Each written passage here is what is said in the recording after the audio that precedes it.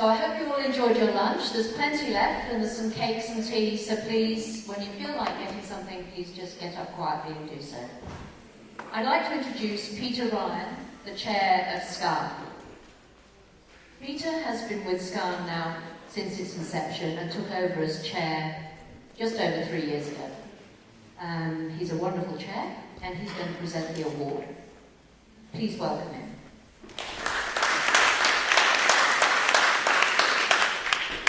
So this year we received several nominations, but one was outstanding.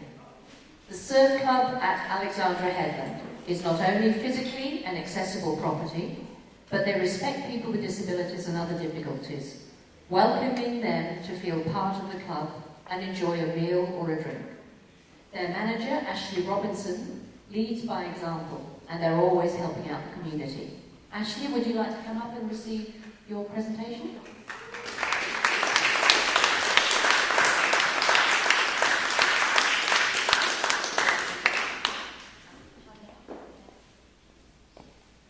Ashley is on your left. Okay. Maybe hold for a picture, guys. Hold it between you.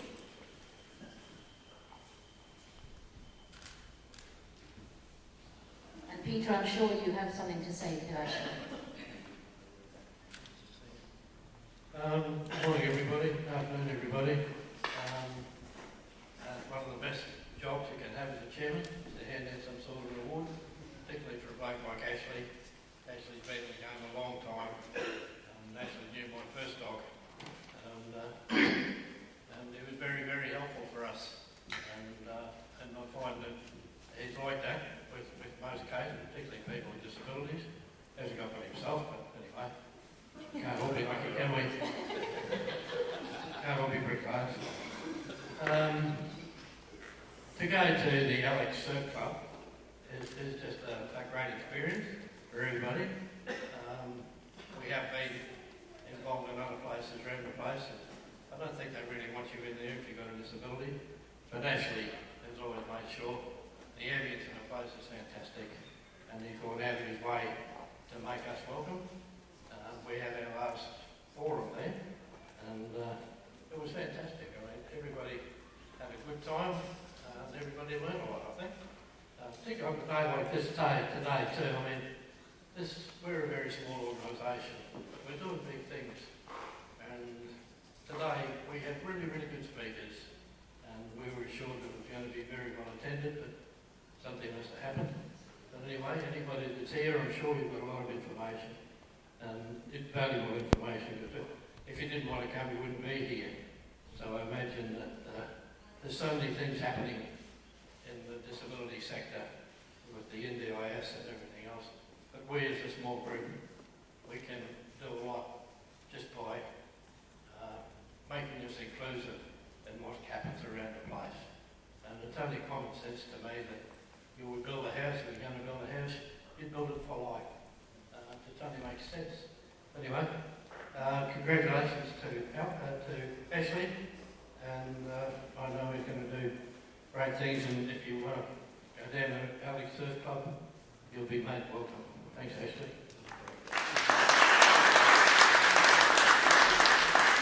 If there's a microphone around, I don't mind using it. So I'd just like to thank Peter. Look, no, I knew what it was. I was just going to say that last year, I think it was last year, had you down at the club, and you're always welcome if you want to come back again next year. We're happy to help, because we do recognise, the committee and our members do recognise that we are on Crown land down there on the beachfront, so we need to be doing some things for the community. So if we can help out with the same thing next year, obviously happy to do it free of charge, because that's what we're about. I'd just like to say something about Peter. I ran the old Mooloolaba Hotel for a number of years, and the pub at Mooloolaba that they changed it to. But the thing about Peter is he's battle with his site and whatnot. But if I wanted to go into battle with someone, I'd certainly take Peter, because he's a great advocate, and he's a guy that always goes out of his way to help other people. He's just talking about me about that, but that's not the case. I know that Peter, probably. If I was in the same position, I'd probably not want to do anything, because I'm not that brave. But I take my hat off to Peter, and as I said, if we can help in any way, we always will. And John keeps me honest at the surf club anyway, so I know if I'm doing the wrong thing, because John lets me know. But thank you.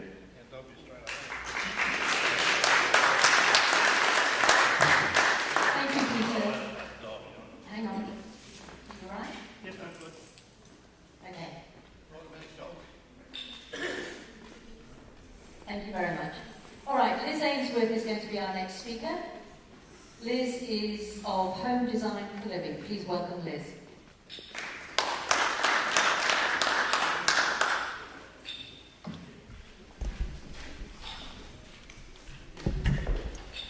afternoon, everyone, and thank you very much to Kay and the Sunshine Coast Access Advisory Network for inviting me along today.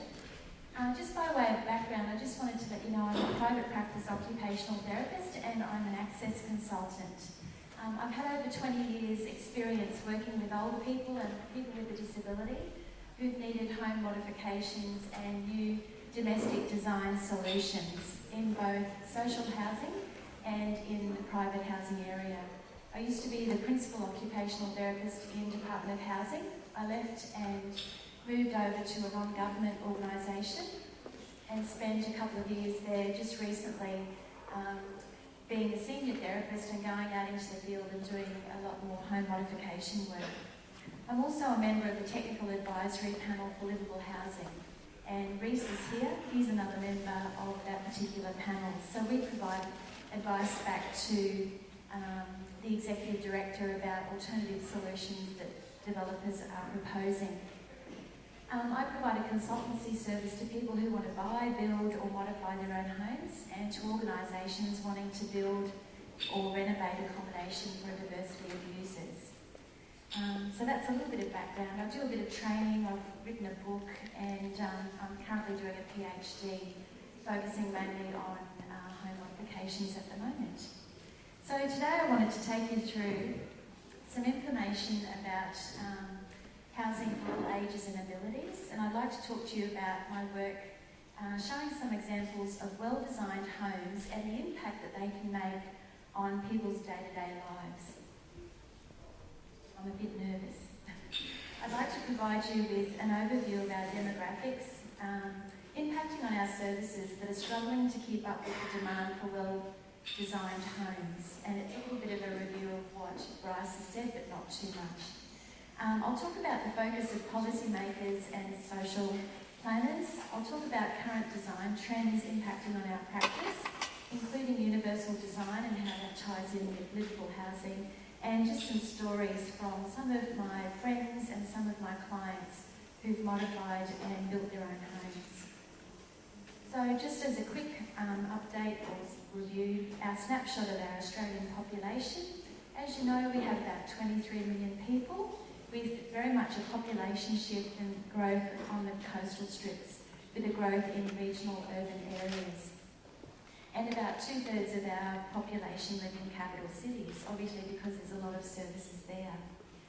Now, in terms of people with a disability, about 1 in 5 people in the community have a disability, and it's not just about physical disability, but people may present with sensory, cognitive, mental health issues and so on.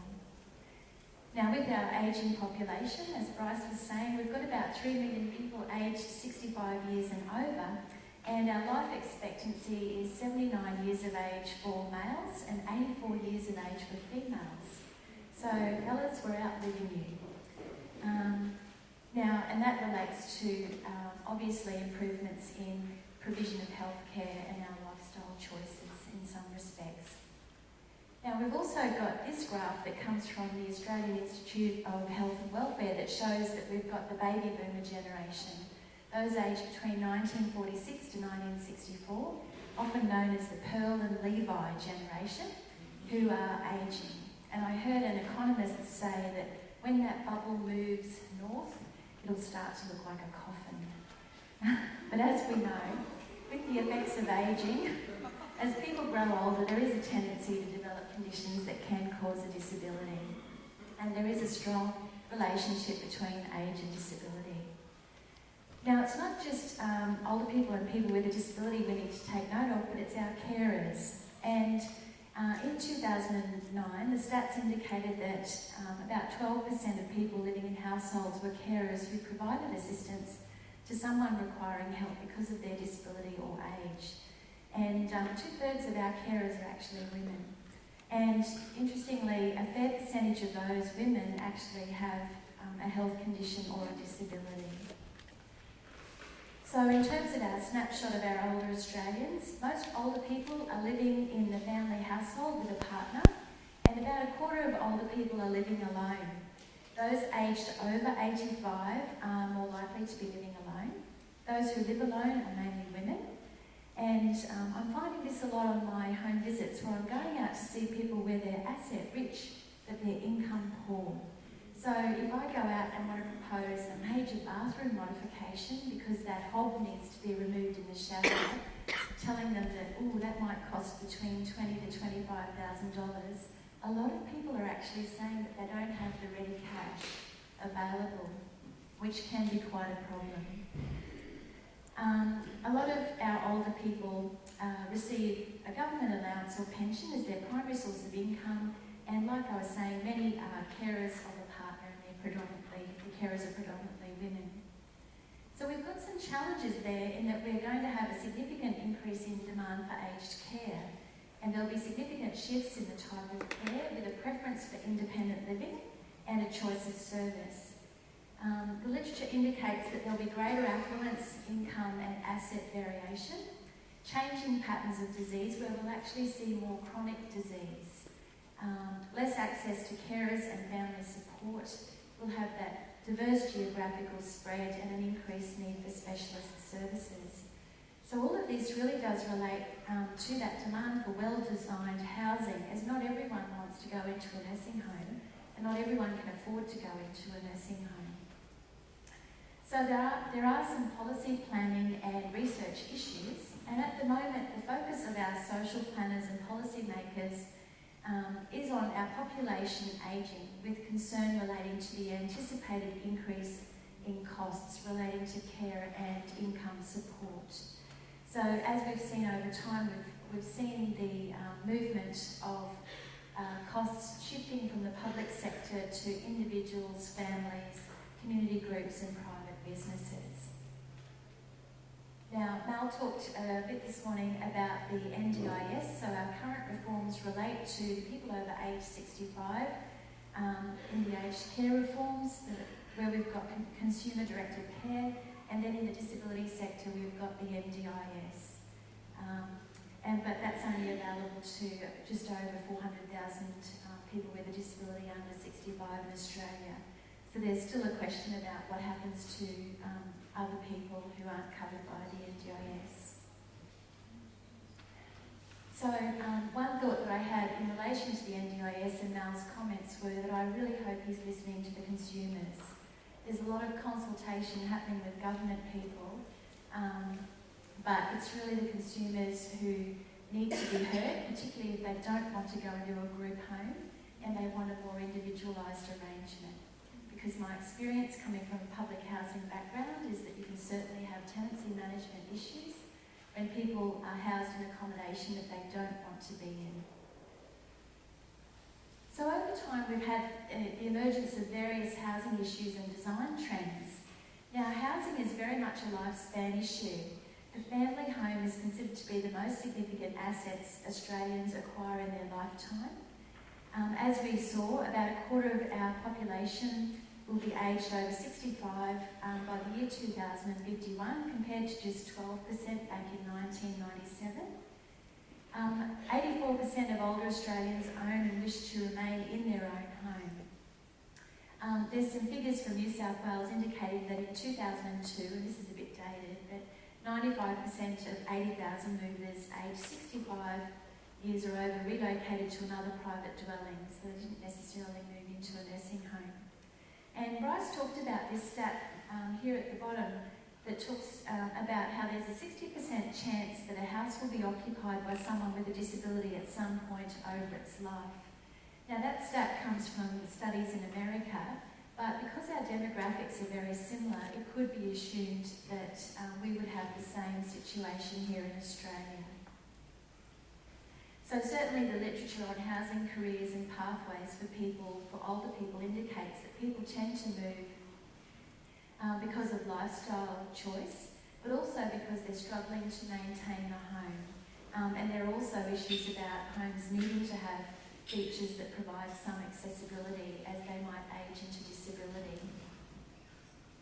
So our housing tenure, we know that in Queensland, which is similar to the Australian stats, most of our population, or 67% of the population, are homeowners, and we've got approximately 23% in private rental, and then about 10% in social housing, and then other. Now, with our homes, we have got some issues, haven't we? Our pre-war housing, we've got our lovely Queenslanders with lots of stairs. And then post-war, we've got something quite similar. But now, as we're moving in our current time, we're seeing people move into units as they downsize. We've still got our suburban housing. And just around the corner from me at Coorparoo, we've still got that good old Queenslander that's very popular.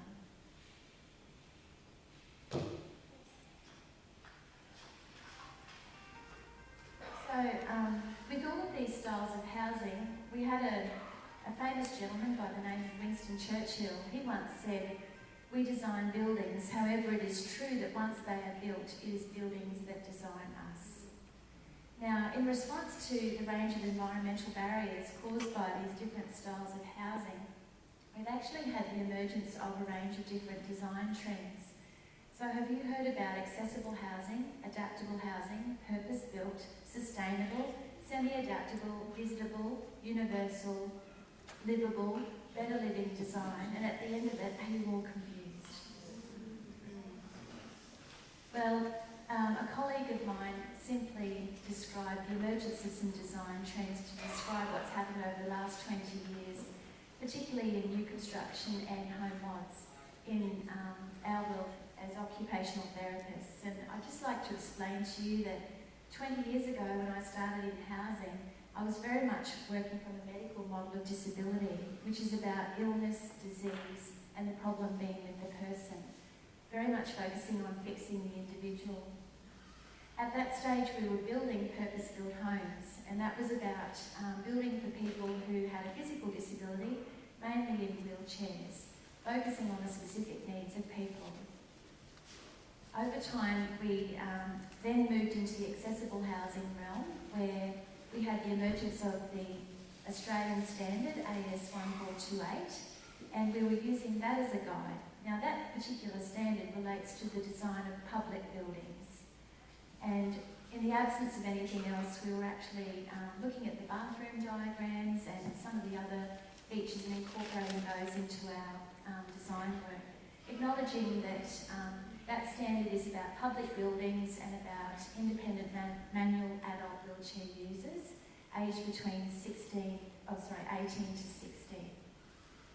So you can probably imagine that the housing around that time was quite oversized, inelegant, and quite clinical.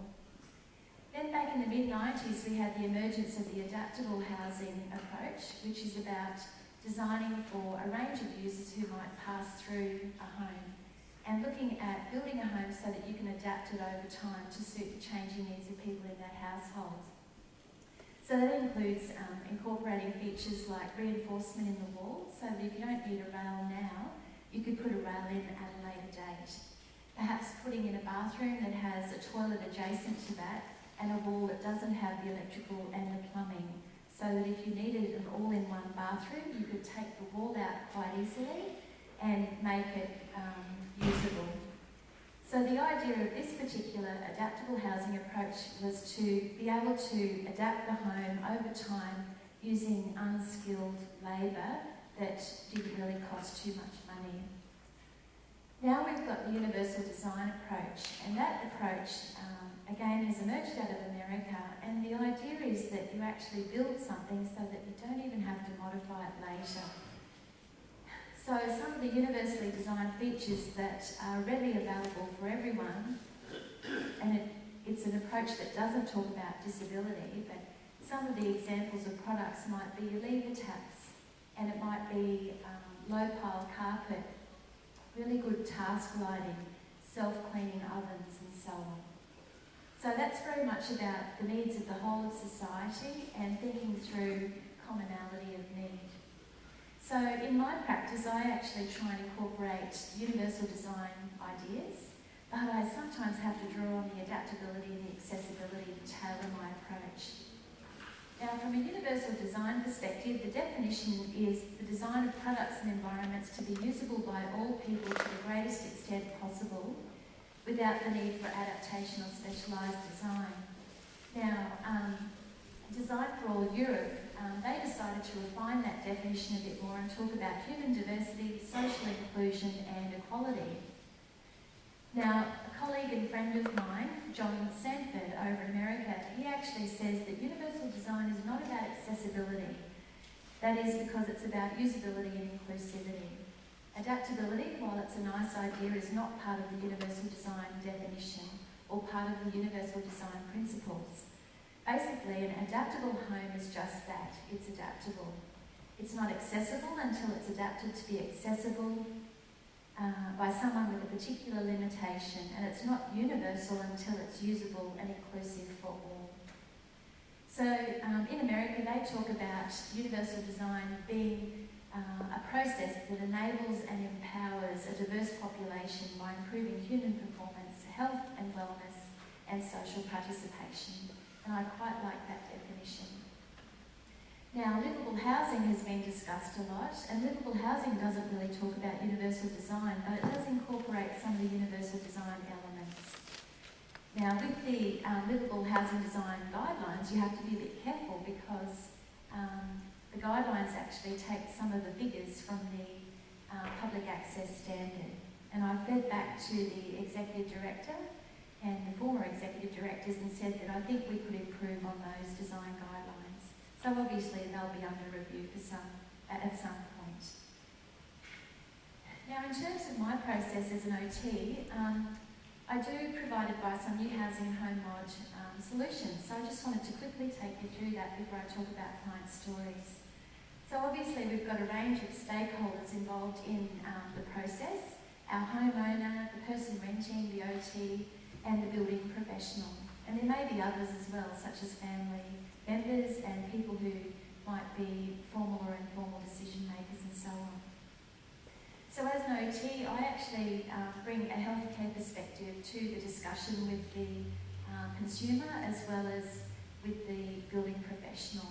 I understand how impairment and disability can impact on the person-environment fit, and I look at the individual's functional performance in various areas of the home, but I'm also mindful of the needs of the rest of the household too. And I do have a working knowledge of legislation, not only building legislation, but disability discrimination legislation, those access standards, universal design principles, and I'm trying to keep up to date with a product that looks quite elegant, that can still provide some degree of accessibility. So I aim to ensure a person's safety, health and well-being, independence and autonomy, and activity and participation in the home. So what I do is receive the referral, I book a visit and travel to the home, having a look at where the home might be situated in the community, just as much as the physical makeup of the dwelling itself. I interview the client and any other people who wish to be involved in the planning process. I observe people with their carer and their equipment. And one thing that I do that might be a bit different to builders and architects is I also measure the person, their equipment and the carer, because I'm concerned about the fit of the person in the environment. So I'm looking at their reach range, their eye height, their movement pattern, how much space they take up, the efficiency of how they manage their activities and so on. And I actually am able to convert those measurements about turning circles and equipment dimensions and so on into measurements about where to place features in the environment and the size of product and the type of product, so that we have quite a nice tailored solution. Sometimes too, I recommend a different way of doing an activity or a piece of equipment which can actually save the need for doing a home mod. So I often say that I save people money. I go around and identify the environmental barriers with the person. I measure the environment. I then aim to determine the range of solutions, talking about not only the person's need now but well into the future, because I understand that some people only have one bite at the cherry, so I look at how can we set up the environment now to suit people's long-term needs. I collaborate with those architects, designers and builders, then do plan reviews to test what's on the plan in relation to how people move and their equipment and how the carer might be working with them. And then hopefully once the solution is built or modified, I evaluate the solution with the person to make sure we achieve the outcomes we've set out to achieve. Now, just to provide you with some examples, because we're experiencing a lack of good stock being built, I'm having to do a lot of home modifications, but I just want to show you some mods that have made a difference to people's lives. So this is a bathroom area for a young child that will actually be going into a wheelchair. He was sitting on the floor in the shower while his mum was having a shower. The environment just wasn't right. So what we did was we actually modified the bathroom and created an accessible bathroom for this young lad. And I said to him, "What do you like about it?" He says, "It just works. It really works well." So we've actually put in features that he'll grow into. So we've got an IFO basin and we've got a shaving paddle with a flick mixer. We've got a shower there that can suit his equipment now but will fit his mobile shower commode well into the future. And it does suit mum and dad too.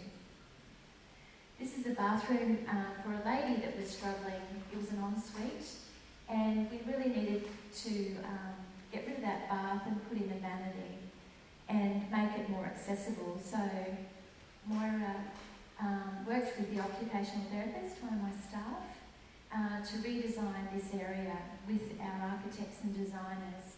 And she chose to upgrade her products a little bit more rather than just having something looking a bit cheap and nasty. So this is now an ensuite with two-way access that provides a better outcome for her. Now Moira's posing in the shower. She doesn't sit that way, but she decided to sit like that for the photo. But this really does make a difference for her and it doesn't look too bad. And here we've got a kitchen where I had a gentleman who had quite a severe spinal injury and he was only able to use the left side of his body.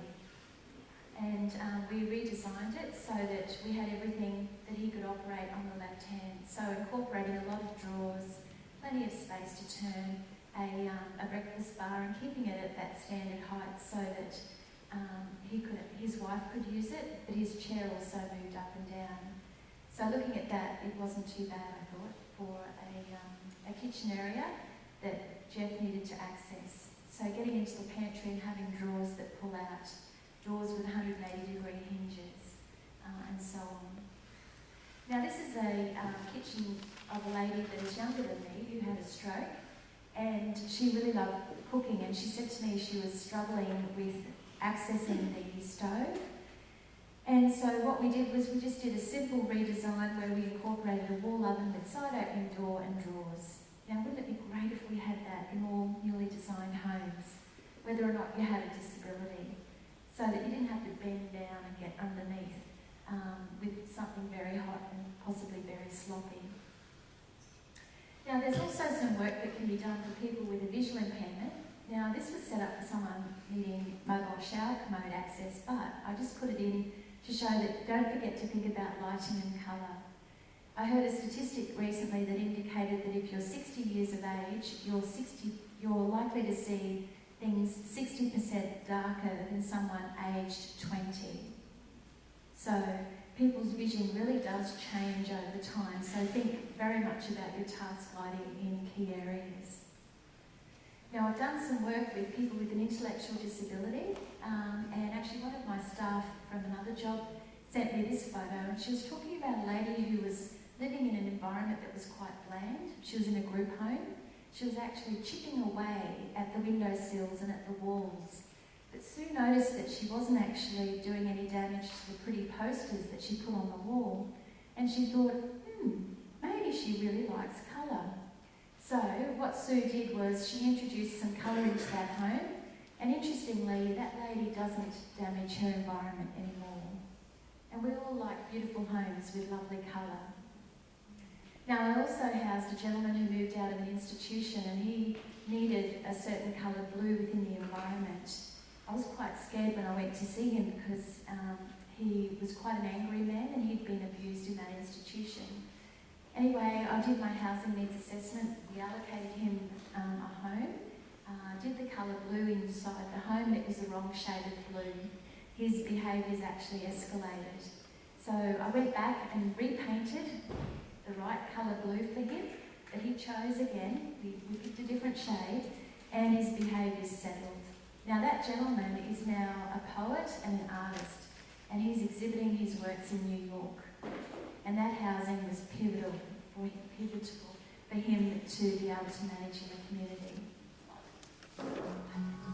I'll just show you a film.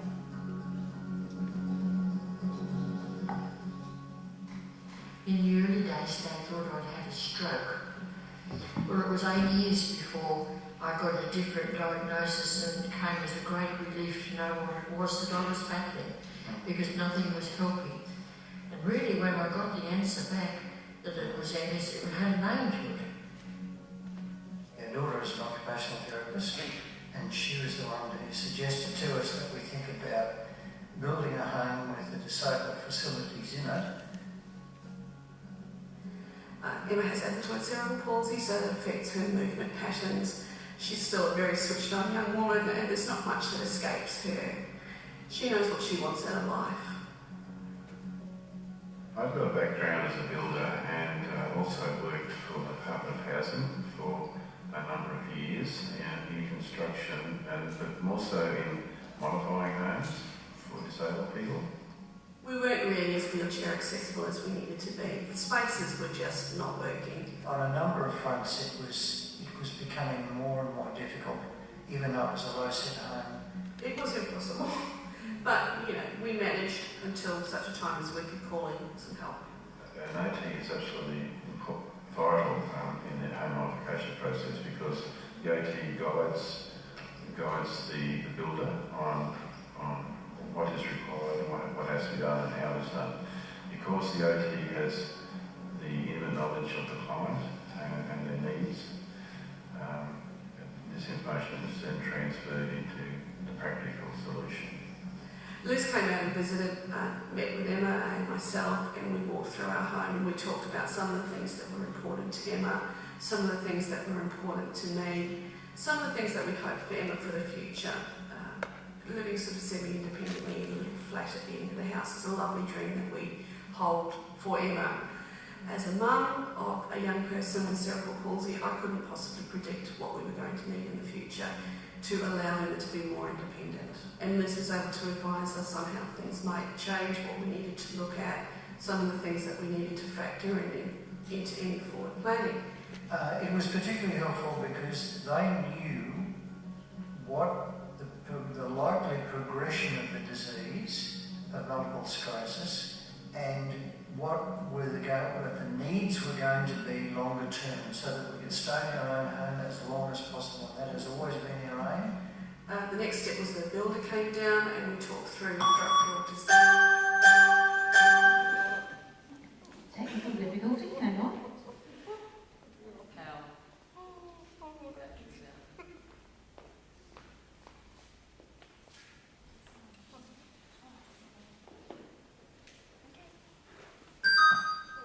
Design and things that we needed to consider.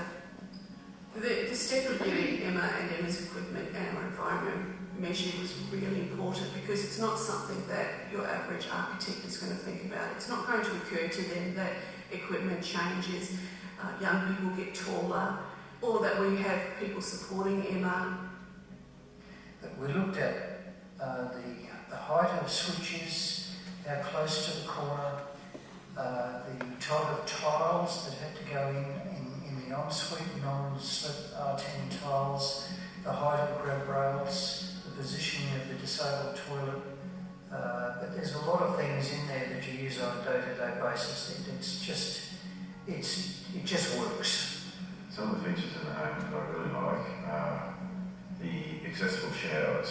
I find them very comfortable to move in and out of, and the design allowed for all the doors to be 870s, and that's for ease of access, but it also stops me from rubbing against the doors and rubbing against the walls as I go through, and saves on maintenance of the home. It makes the job of providing that care much easier. When those carers come in here for the first time, they say, what a wonderful house. And I agree with them because it is. There's not a doubt in my mind that Beth would be in a nursing home, as high care in a nursing home now, if we had not built this home. That was all done really nicely. It was important for us that our decor still remained the same, but it was still aesthetically pleasing, that it wasn't in your face hospital type setup. That's not nice for a teenager. It's not nice for us as a family to have it looking very clinical. When you walk in, unless you can see the equipment in the home, it just looks like a regular home. I think in general it just makes the home so much more comfortable to live in, for everybody, for anybody. The benefit for me living in this house is the feeling that I am home, my home. And we have tried to make it as pleasant as we can so that it doesn't look like an institution. It's our home. Here in my home and with my things around me, I am very content. I like things that make it easier for me to get around in my chair and in my walker, so wider doorways and good turning space are important. All of the modifications we made are important to me. It's important to have an occupational therapist to help advise, because I didn't know what they would need. Different things are becoming important at different times of her life, and again, that's something that no parent can predict. I don't have the experience in that field. It's really important to call an OT in who can talk about the dreams and goals that people have and how the environment can be structured to facilitate those.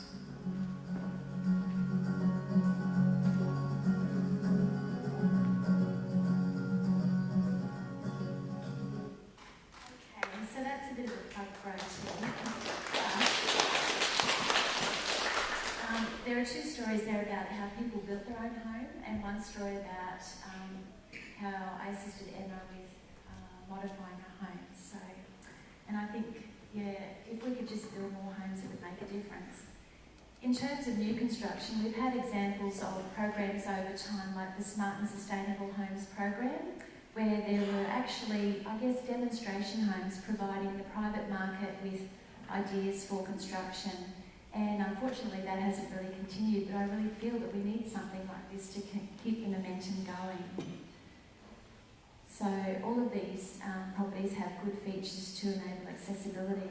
Now, friends of mine, actually John, who was on the video, he has just built and sold these properties that incorporate livable home design features, and they're beautiful properties.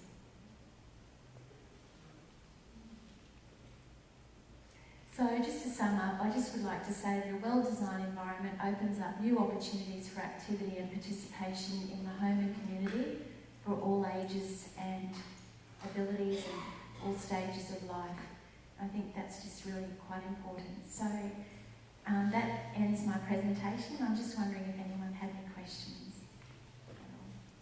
Any questions for Liz?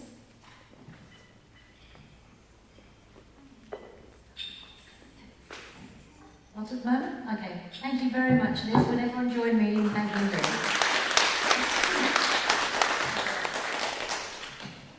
Okay, Tony, would you like